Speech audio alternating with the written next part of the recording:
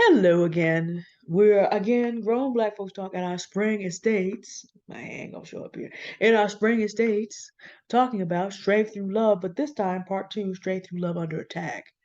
It literally started as soon as I left my house. I shared with you that I was, gonna take my walk later in the day, but my father called and said, are you going for your walk today?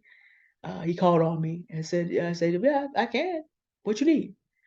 Can you get such and such and so and so because I want to cook and I don't have enough of this and I really don't feel like driving today. And for my father not to feel like driving himself to the store is kind of remarkable. He loves doing that, but not today. I'm like, Dad, no problem.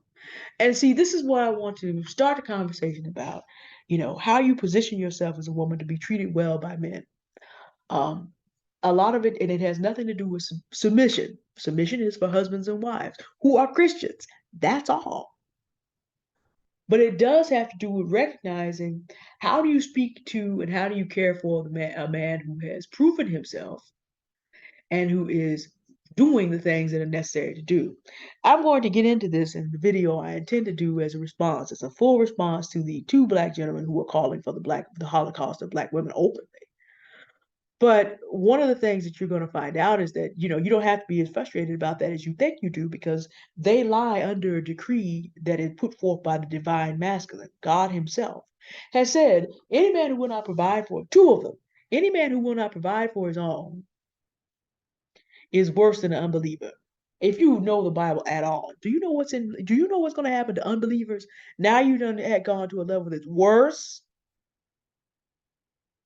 And then he who does violence to the blood of any man shall flee to the pit. Let no man stay here. Which really translates out to if you're out here seeking to do violence, you're going to end up in hell and no one is permitted to stop you. That's in the book of Proverbs. That's in the book of Proverbs. So there's a decree set out. And if you want to see how that decree works out on such men and their prospects in life and even their community's prospects, I refer you to the aftermath of World War II for Germany. We'll get into it. Not today.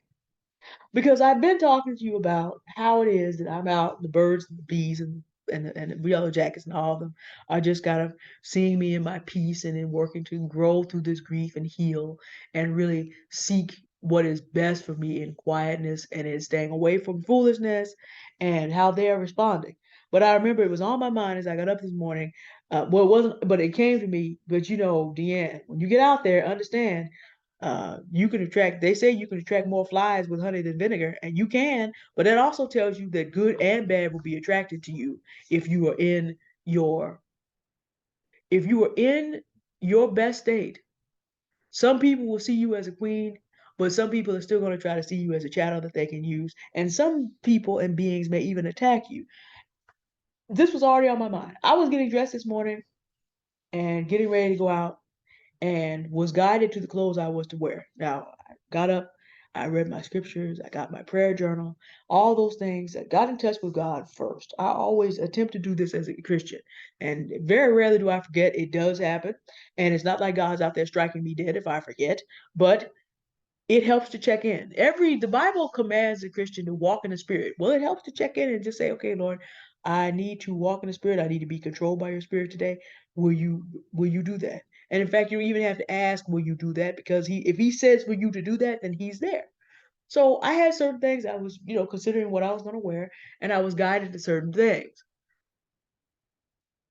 I got out, and I remember I was crossing the street, and this big dog tried to attack this little dog on the other side of the street just before the light changed. And the owner of the little dog got the little dog out of the way.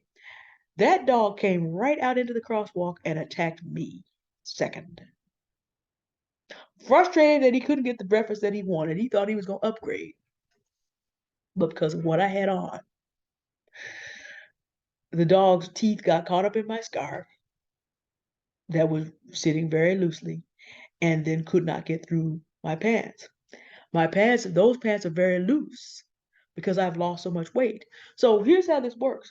Because the Lord convicted me years ago to do something about, I cannot continue to not know how to eat and continue to put on weight. because I still have some of those clothes and wear them on a nice loose fitting day like today and put them on in a certain way, that dog couldn't hurt me. Now I did go back and I checked myself out and I told the owner, I said, that dog's about to get you into some more serious trouble than more trouble in your life than you want. And this little white woman was just like, I'm sorry, ma'am. I'm just sorry. I'm like, you about to be more sorry than you think. See, I already figured out before we even got out of the crosswalk. I'm like, okay, what assets do you have, ma'am? Because if I ever survive a dog attack, whoever I survive that dog attack from is going to end up paying for my survival for years and years. A scratch. But see, the Lord protected her too. And apparently I meant to continue to work because my whole life was not paid for today.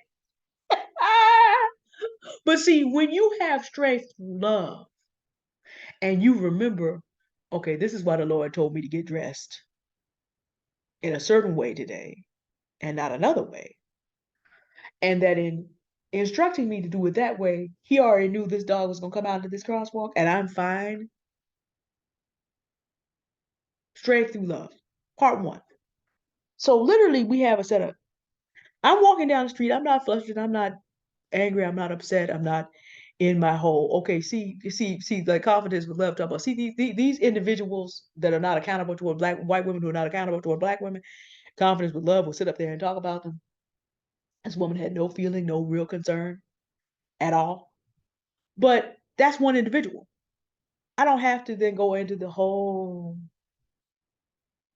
life experiences that I've had with every woman who looks like her. I walked on and enjoyed the rest of my day till I got to the space in the park where I was going to be seated. So, having had that experience, I was attacked because a vicious creature could not get their way with someone else. With this in mind, I walked into the park and sat down and took out my journal, got ready to do what I meant to do there, which was journal in the park today. And I remember there were a lot of families out there. They were just enjoying their lives, um, male-headed families, all white men. And as I was getting ready to sit down where I was, a gentleman of that same hue sat down closer than I have been comfortable with during COVID. Now we're outdoors. There's plenty of wind today. He's not close enough. He's within 9 feet, 9 or 10 feet. And the spirits and all these other people just converged on this spot. All these other men just converged on these spots. So you have married men with families and you have single men. There must have been 4 or 5 of them.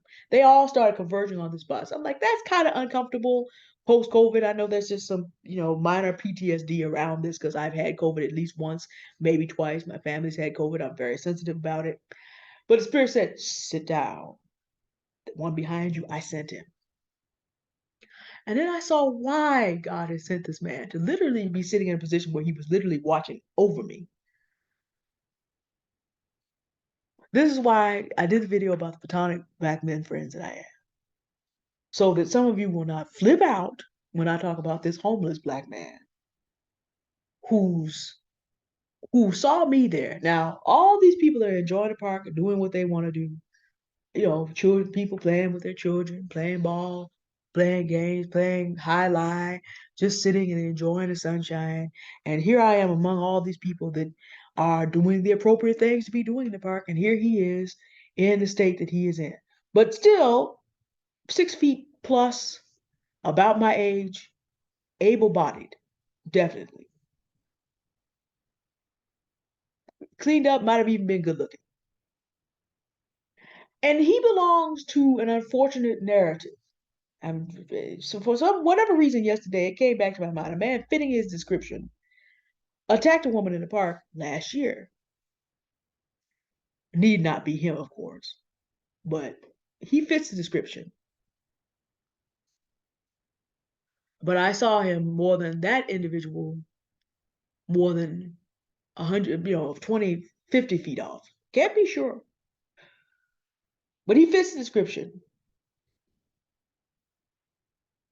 And he was on approach because, of course, now that he saw a black woman, he thought he could have a vector back into getting what he wanted out of the situation. He knew he couldn't approach all those white people.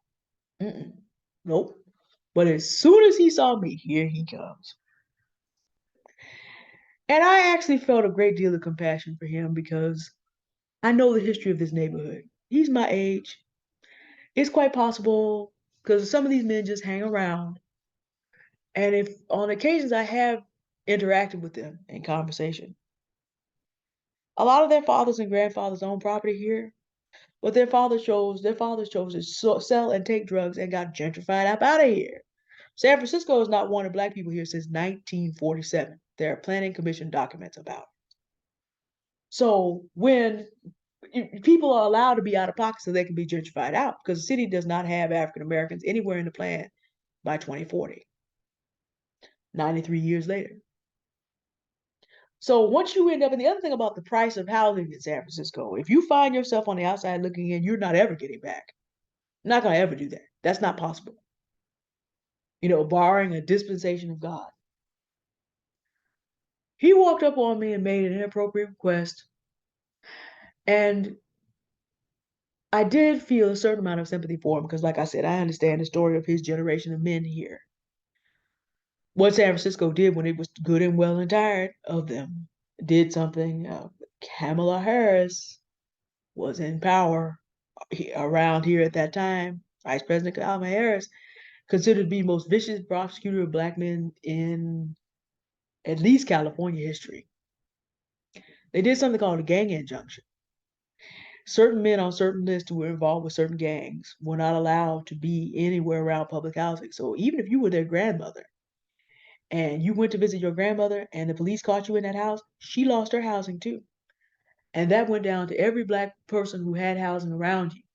They just snatched it. So not only did they put 90% of black men out of the city, but they also put about 88% of the black women as well who were connected with them. And that is the attitude of the people who have come here after gentrification. So I looked at this relatively young man, probably early middle age like me, and I realized as he longingly moved from the periphery of this, what had happened to him, probably. These men linger around because they remember and they daydream that some black woman's going to give them a way back in here. But then what happens is when a woman refuses to do anything for them, they also tend to get violent. Like I said, there was an attack in the park. And then I understood why the Lord had put all these men that this man would fear around me. So he asked me for resources. He came begging. Now I did have some money with me, but I also had that money set aside to go do what? My father had asked me something. I'm gonna take resources from the one who provided for me to give for someone that comes begging, who's an able-bodied young man. I'm like, not today, sir. He asked again, add a little bit to it. Not today, sir. Inevitably, no matter what he would have thought about doing to me if he caught me alone, he walked on because all those white men were on alert. See, when a man is operating properly, no matter what color he is, he will protect a woman. Race doesn't make any difference. Like I said in the previous video, I'm very careful about the places that I go. I tend to spend my time in places where people on their vibe are actually connecting to their humanity. There's another element of this. The other element of this is because I am a black woman here who survived in a city whose attitude is if you're gonna be a vector for the foolishness we putting you out to, I also had to pass the test with those men, just as I hated when that black gentleman attacked that woman at the park. Do you know him? Nobody asked me that today, thankfully. Because they all saw him easing up. They knew what the situation was. But my father and my grandfather worked too hard. Two wonderful black men have worked too hard for me to have a position to be able to live in a place that looks more like this than what some of y'all refer to as Blackistan, which is what it was when I was growing up. All that was divested from me. But I've worked too hard and I have to live. I've worked too hard. My father, my grandfather worked too hard. My mother and my grandmother worked too hard to have this and to maintain good relationships with all of our neighbors, including the new ones. I am not going to allow any man approaching me inappropriately to damage my relationship with my neighbors. See, when black men come through here behaving inappropriately, I just watch my neighbor's windows open and they take note of him and they take note of my attitude and they take note of how I work with these men. That's the price I have to pay as a woman who's black in a city that wants to gentrify all of us out of here just for being black. I have to be extra careful about how I deal with inappropriate black men. In the same way that it did not matter if you were a woman or a man in Germany, you got handed the burden after World War II of having to prove you belonged among civilized people and could stay there. Now, if you were West German, if you were East German, you spent 45 years in the hands of people who truly hated you. I cannot describe to you how much the Soviets hated the Germans. That is beyond the scope of this video. But imagine being 45 years under the control of people that hate you down to your DNA because of the 12 million Russians that you went on and killed. Imagine your wife, your daughter, and your children. Because again, all those folks in the German army that the Soviets had gotten hold of, they weren't coming home. They weren't going to protect anybody. So imagine what happened to those women and children. And because the Soviet Union had that wall built, those Germans became their playthings for 45 years. Not only them, their children and their grandchildren. And if you tried to escape across that line, you got shot. 45 years. San Francisco, this neighborhood was gentrified when I was 15, 27 years ago. And I'm still being assessed to see how, if I'm going to become a vector of men who have no business getting back in here. See, when you refuse to be appropriate as a man, these are the problems that you hand on to the people that survive your foolishness. Even if their father and grandfather did everything right.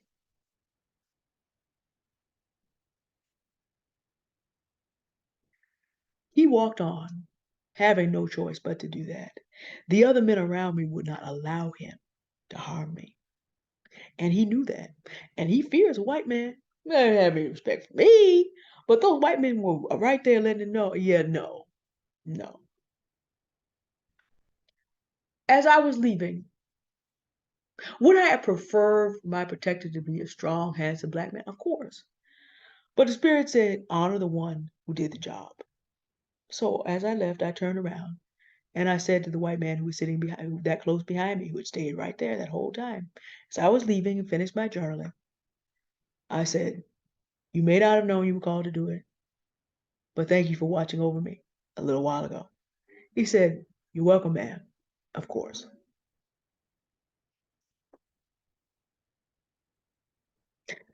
Shortly before I left, because I promised you a happy ending, I was attacked again by a dog, a little boy and his puppy.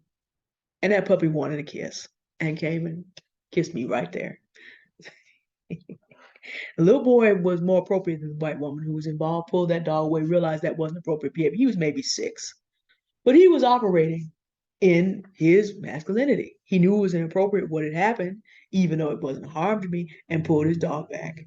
And it was no problem. But he understood, no, that shouldn't have happened. Did not hurt that his dad was right there and that little gentleman was over there. So he kind of took cues from them and protected me from the affection so much of his dog.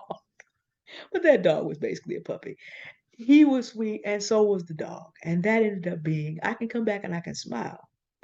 Because again, strength through love. I don't have to go out. I didn't go out today being angry with a collective of black men. I had wonderful conversations over, Thursday and Friday with black men who I love. I was able to do something for my father, who was very happy. And I came and delivered the things that he needed so he can do what he wants to do today. Um, my mom is cool. We gotta finish her exercise. Got to finish her exercise class this morning, but we're cool. My mom is cool.